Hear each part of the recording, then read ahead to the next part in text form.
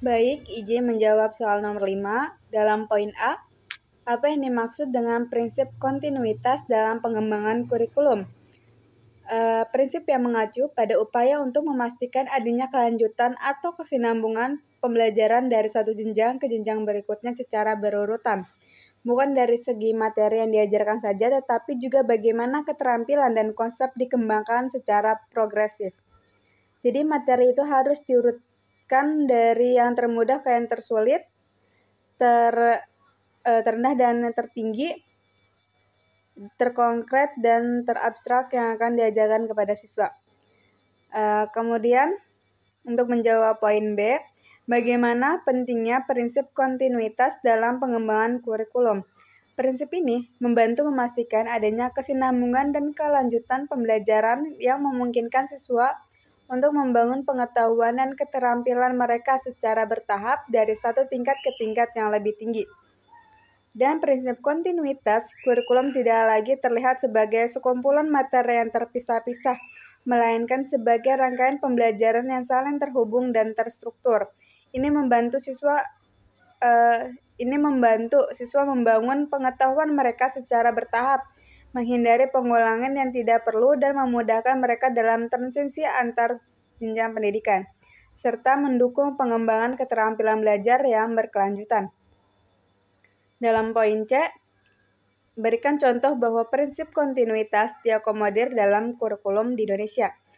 Salah satu contoh di Indonesia yang mengakomodir prinsip kontinuitas dalam kurikulum adalah kurikulum 2013. Melalui integrasi antar mata pelajaran dalam pendekatan tematik, berbagai mata pelajaran seperti matematika, IPA, IPS, dan bahasa Inggris dapat terintegrasi dalam satu tema pembelajaran.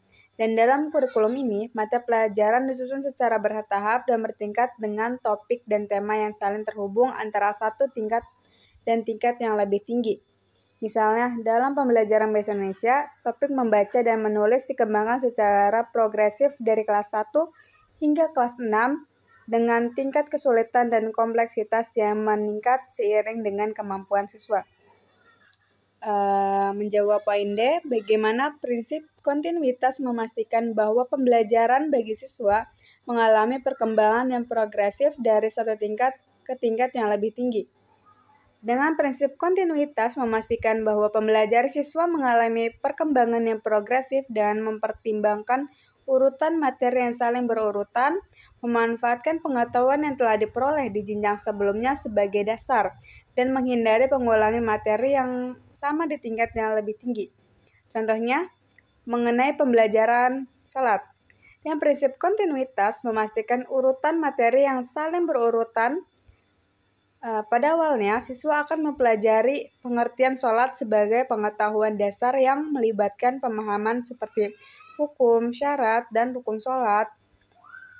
Setelah itu, mereka akan mempelajari gerakan sholat yang meliputi langkah-langkah dan gerakan setiap sholat. Terakhir, siswa akan mempelajari dalil-dalil sholat untuk keabsahan pelaksanaan sholat tersebut.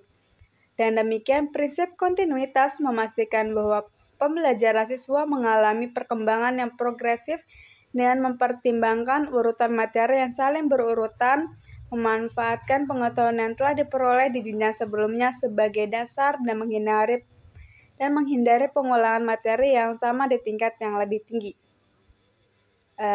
Menjawab poin E, bagaimana pengembangan kurikulum dapat memastikan bahwa materi pembelajaran disusun secara logis dan teratur untuk menciptakan kesinambungan dalam pembelajaran siswa. Untuk memastikan bahwa materi pembelajaran disusun dengan teratur dan logis, pengembangan kurikulum harus mengidentifikasi kompetensi dasar yang ingin dicapai oleh siswa. Setelah itu, pengembangan kurikulum menyusun rencana pembelajaran yang sistematis didasarkan pada perkembangan kognitif siswa seperti menerapkan pendekatan pembelajaran bertahap, di mana konsep dan keterampilan yang lebih mendasar diajarkan terlebih dahulu sebelum memperkenalkan materi yang lebih kompleks, sehingga siswa dapat melihat kesinambungan pembelajaran antar